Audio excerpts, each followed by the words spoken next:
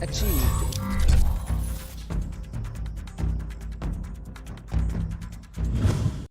All right, what's up, everybody? Welcome to Studio Day Heffrey, where everyone had the same question yesterday, so that will be the topic today. What does the Pat Mahomes deal mean for Dak Prescott? Holy cow, 10 years, $503 million. Pat Mahomes, biggest contract in the history of the world.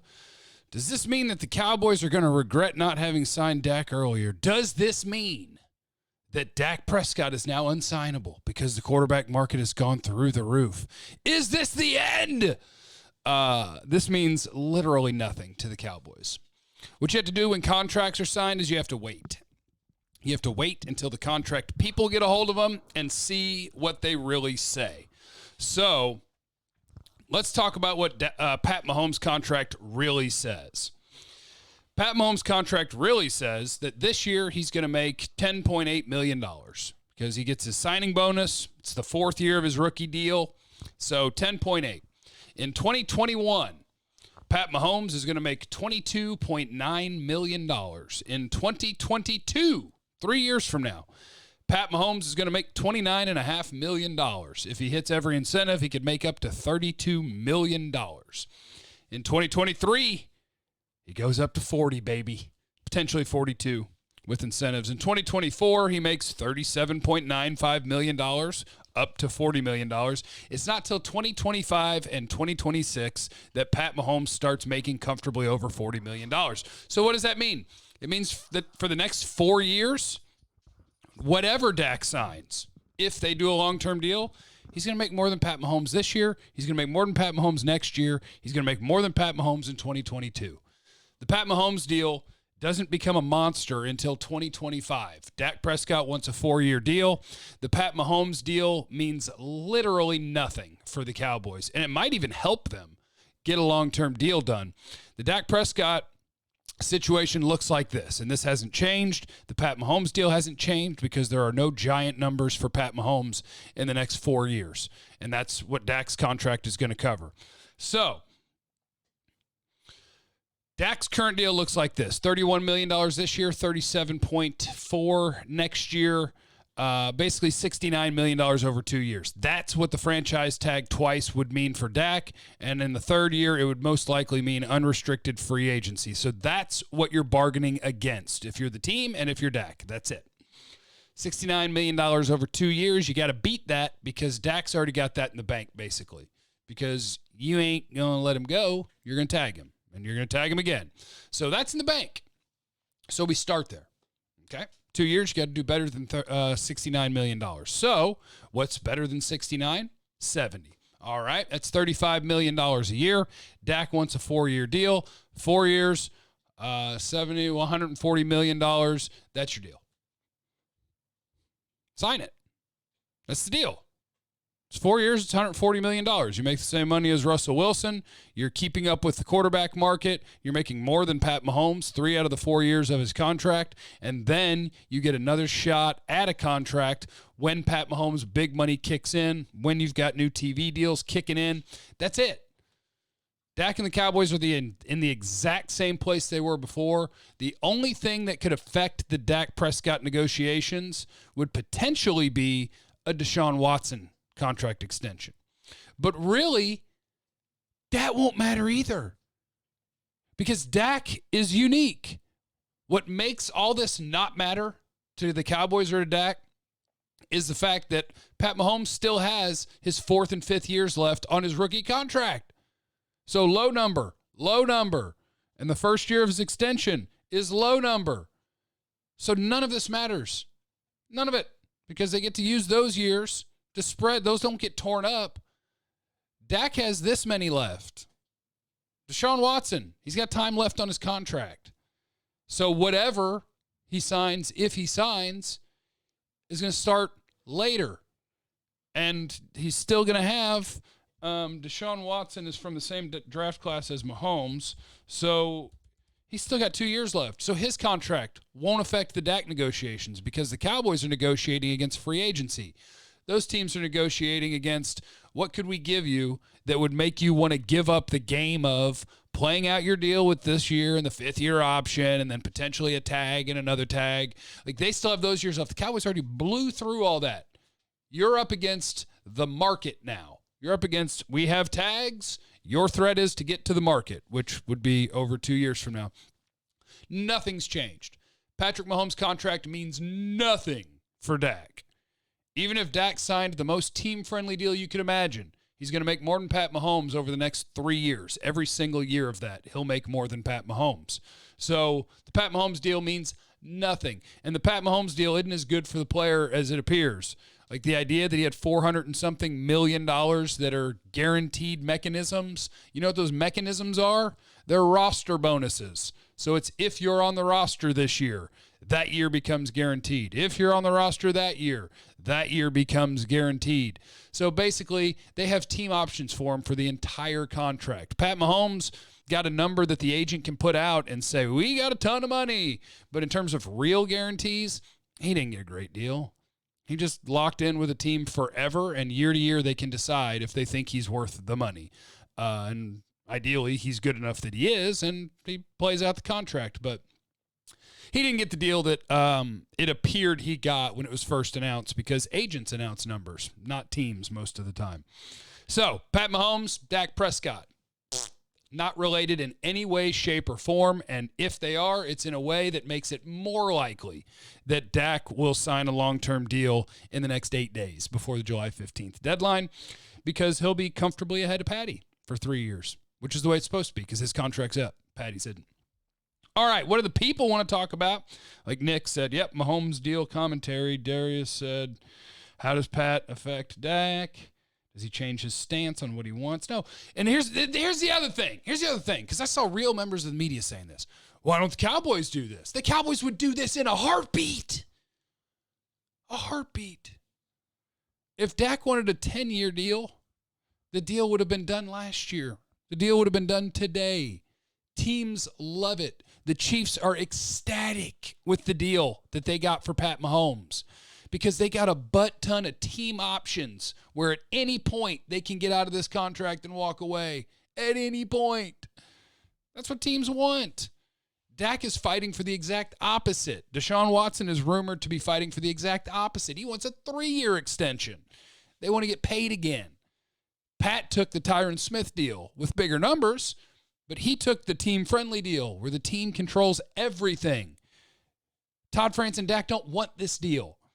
So anybody who's saying, oh, well, the Chiefs got it done easily with their quarterback. One, yes, it's easy to get the deal done with the best quarterback in the league because there is no debating like what you're worth. You're worth the most. That's you. Congrats.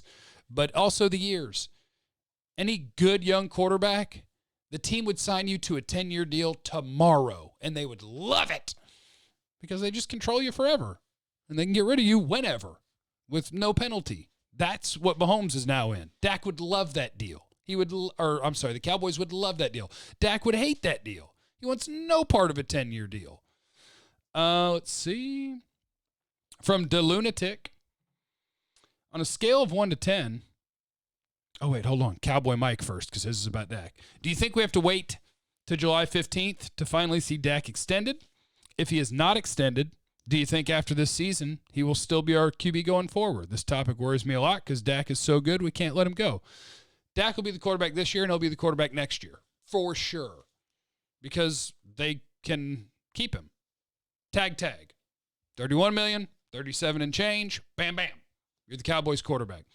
If that does play itself out, then I actually think the likelihood becomes that Dak will not be the quarterback for that third year. 3 years from now, because he'll get to test unrestricted free agency. A good young quarterback who gets to unrestricted free agency gets a butt ton of money. All the money. So, yeah, Dak would, assuming he plays well the next 2 years, which he has his whole career, so likely he will, he would make all the money after being the Cowboys quarterback for the next 2 years. I think they might get a deal done. After this Mahomes thing, like the QB market's set. Whatever Deshaun Watson does, he ain't going to blow that out of the water. And that, over the course of the years that Dak's talking about, doesn't move the needle at all. Doesn't raise the bar at all. Seeing the numbers on Mahomes' deal say $50 million a year, that doesn't make that the market.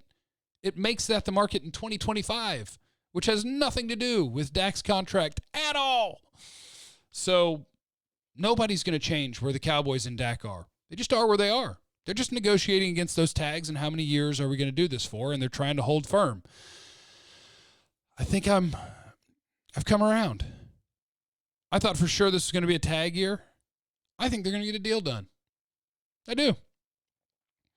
On a scale of 1 to 10 from the lunatic, 1 being the lowest, 10 being the highest, how confident are you Mike Nolan can make our defense top 7?